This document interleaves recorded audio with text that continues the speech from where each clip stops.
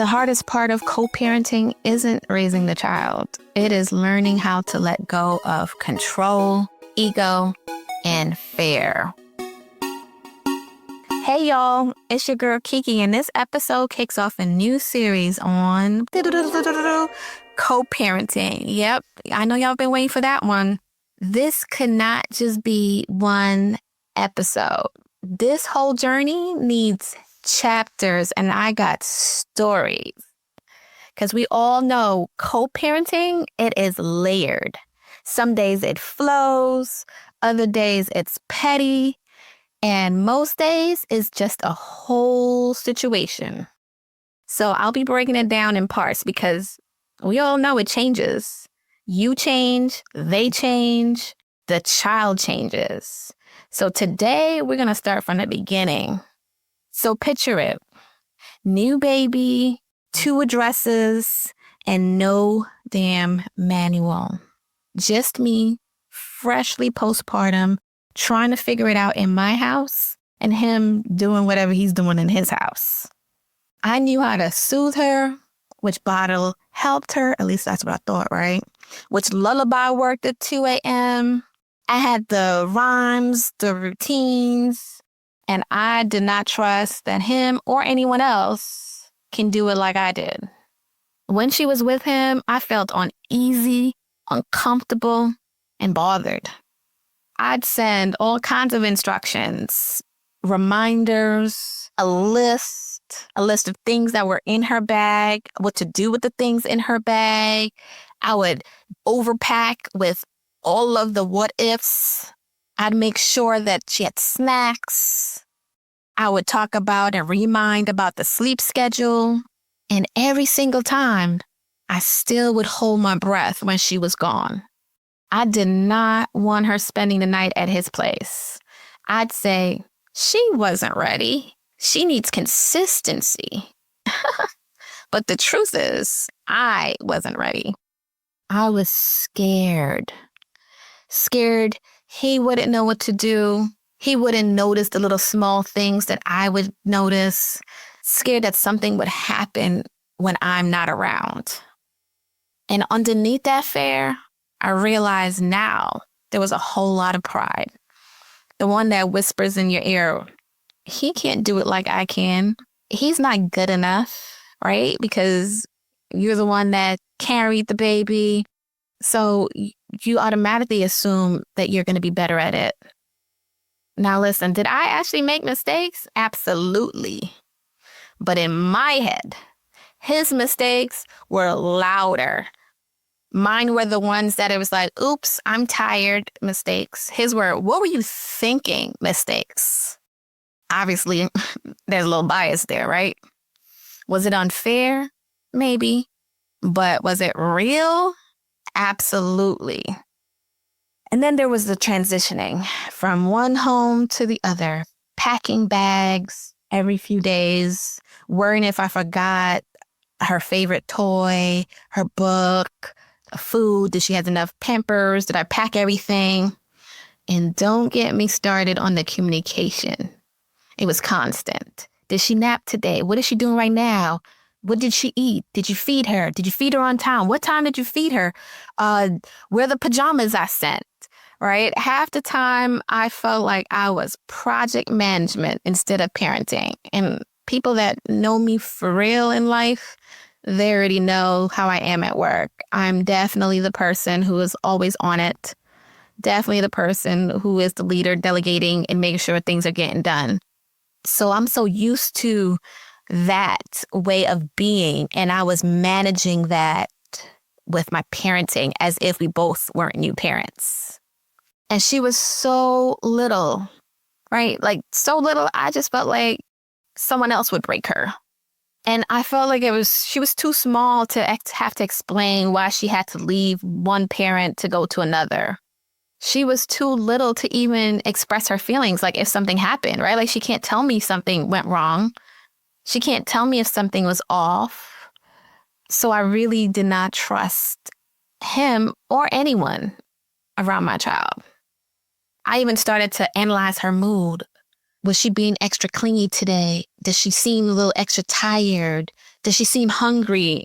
I became a detective, reading between baby sighs and the bedtime yawns.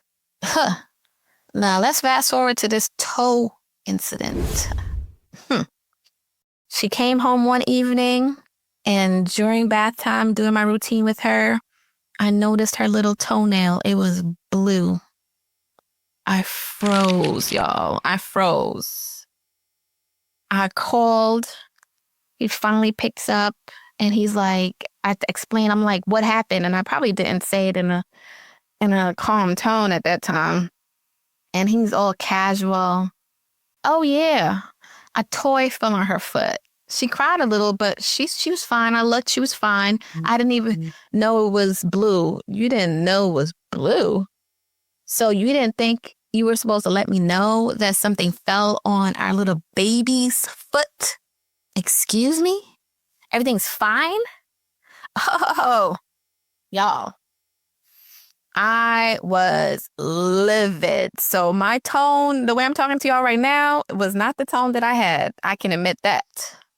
And obviously accidents happen, but I wasn't told. That's the problem. Like, I wasn't told. Actually, I probably was pissed that it happened in the first damn place, because I damn sure was thinking, oh, you weren't looking, you weren't watching our child, all of those things. And to make matters worse, because I was laying it on him, his mother decides to jump in this conversation. Ma'am, I thought 2 people made this baby. And I was like, not today. Because I think it was something about, oh, babies always get hurt, or we didn't see that, or we didn't know. Whew. So I needed to do all kinds of deep breathing, because everything in me wanted to go off and be disrespectful. But I didn't. I'm telling you, this is the part that people don't talk about. When you're the primary parent, the one that's carrying the emotional and physical load, it weighs heavy. You're keeping track of appointments, growth milestones, what clothes no longer fit, what things she needs now, what Pampers work for her, what food works for her, what kind of food she needs to eat at this time and what age, and what you need to introduce now as she grows. You're wiping away tears. You're comforting.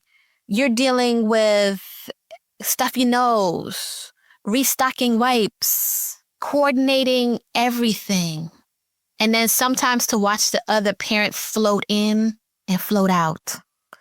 Float in and float out.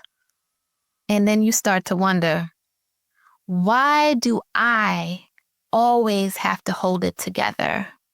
Why does he get freedom, or she, in some people's cases, while I get all the responsibility? And the hardest part is realizing that I said yes to this. You start building resentment. I was the one choosing it, right? I was choosing this path out of love, out of guilt, out of the desire to do it the right way, whatever that means. And that choice comes with a cost. And part of that healing was learning I can make different choices. So what did I learn from all this? Letting go of control does not mean letting go of love. Staying respectful, especially when you're heated, is an act of maturity. You're not trapped. You're navigating hard decisions, and you're allowed to shift that. You're allowed to shift them. Sometimes it's not even about the toe. It's about trust, communication, and old wounds we never talk about. And we're going to get into that in the next episode. You try to create one world for your child while living in 2.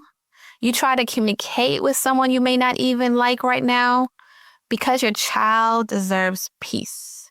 And you try not to lose yourself in the shuffle. If you're the one doing most of the heavy lifting, please hear this. It's okay to name that. It's okay to feel that. And it's okay to want balance.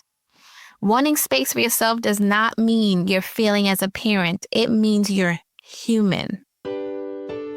Next week, we'll get into some real drama, how to navigate disagreements when your parenting styles clash, and what happens when extended family oversteps. Stay with me, y'all. The manual's still being written. So subscribe, share with your friends, leave a comment. Let me know what you think. Let me know what you want to hear. And I'll catch you next time.